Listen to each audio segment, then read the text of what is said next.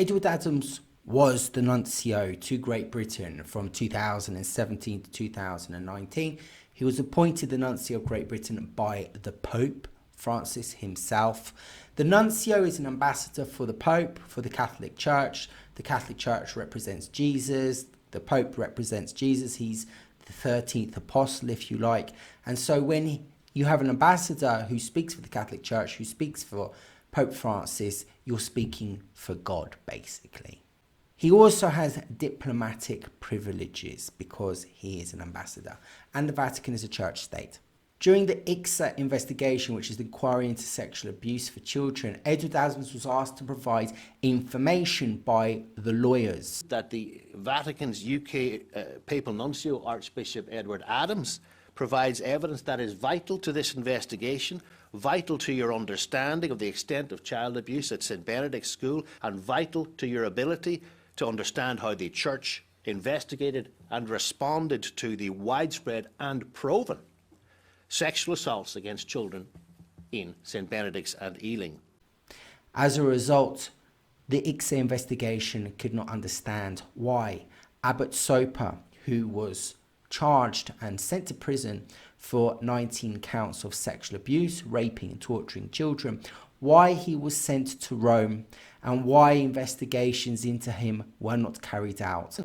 And since then has simply refused to even acknowledge the ever more urgent letters from this inquiry to him requiring that evidence.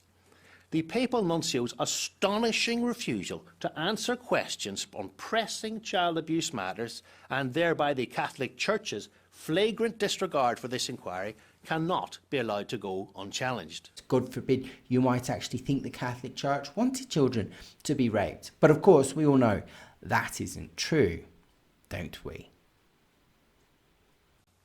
As you know, we made an application to you, Chair, urging you to issue a Rule 9 statement request to the Nuncio, backed by a Section 21 notice advising him that if he did not comply with your requests, that you would subject him to criminal proceedings. The penalty for failing to comply with a notice from you, Chair, is 51 weeks, up to 51 weeks imprisonment. Now, the Papal Nuncio needs to know that he has only 3 choices here: to offer up the evidence, to face criminal prosecution, or to be expelled from the United Kingdom.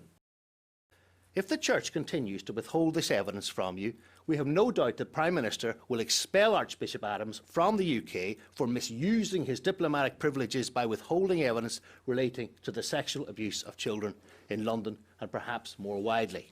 The inquiry was set up in 2014 by Theresa May, the former Prime Minister of Great Britain, to understand what had gone on with the 2012-13 investigation into the Jimmy Savile scandal. As you know, Jimmy Savile raped huge amounts of children and was involved deeply in the occult. What information was the Nuncio withholding? Lawrence Soper was sent to prison for sodomy, rape and violence against children on 19 counts.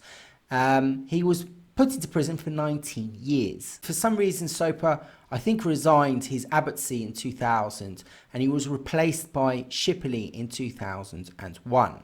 Shipperlee received advice from the Diocese of Westminster to pass on documents to the police regarding allegations against Lawrence Soper, but it didn't happen. Shipperlee kept those documents and thought to deal with it himself. Now, IICSA would like to know what the Vatican knows.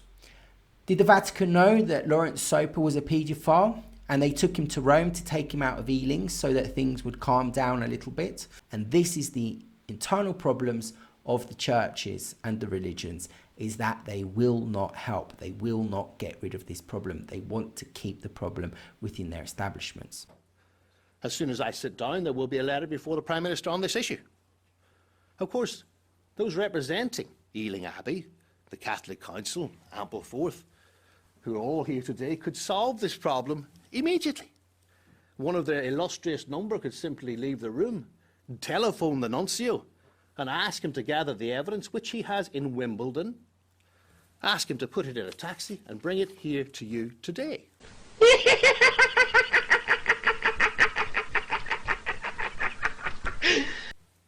for example, Baroness O'Lone, who distinguished herself as the police ombudsman for Northern Ireland and is a member of the Catholic Council. The Nuncio would certainly not decline a call from the Baroness, who would. Because if those representing the Church want us to believe that they are serious about clerical abuse and safeguarding in Ealing and elsewhere, then they must place that call now. If they don't, then we know where they stand. They stand with the Nuncio and the Vatican in their disregard for this inquiry and the safety of children in the UK. Alternatively, if those representing Ealing and the Church report that they are powerless to obtain that documentation, then that is proof positive that the Church is incapable of policing clerical abuse and child protection themselves, and that task must be taken from them and performed by a reliable external body.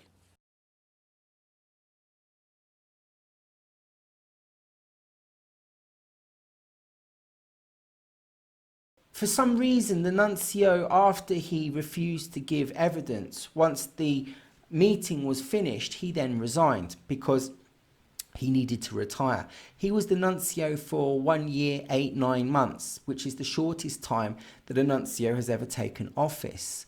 We think it's possible that the Pope knew that he would be asked to go to the IICSA investigation. So it may have been decided between him and the Pope that he would refuse to give information, take a bullet for the Church, and then when the investigation was over concerning him and St. Benedict's, he would then resign, and then they'll go and get a new Nuncio, which is exactly what's happening now. He resigned at the end of 2019.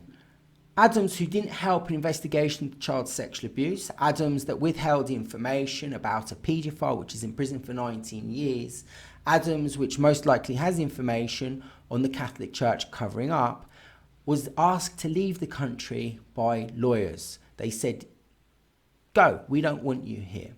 But instead, Adams was invited to go and see the Queen after he retired. Now, why would the head of state of Great Britain accept someone that's colluding with paedophiles, someone that's helping paedophiles, someone that's covering up for paedophiles into the top realms and the elite establishment of Great Britain? Suddenly Great Britain doesn't seem very great anymore, does it?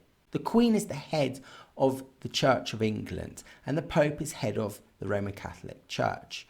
The Queen appoints someone called the Archbishop. Those archbishops act, I suppose, a little bit like a smaller version of the Pope, except they don't have diplomatic immunity like their friend, the Nuncio Edward Joseph Adams does. And what a shame, because otherwise they would have been able to get off the hook. The Queen appointed Lord Kerry as the Archbishop of Canterbury. He helped cover up a paedophile called Bishop Hall. He withheld information like Shipperlee did. He held information for 2 decades, stopping a police inquiry. He is now not allowed to give mass anymore since 2020. Shipperlee didn't give documents to the police 2000-2001 concerning ex-Abbot Shipperlee. So the two, you can see a pattern start to emerge.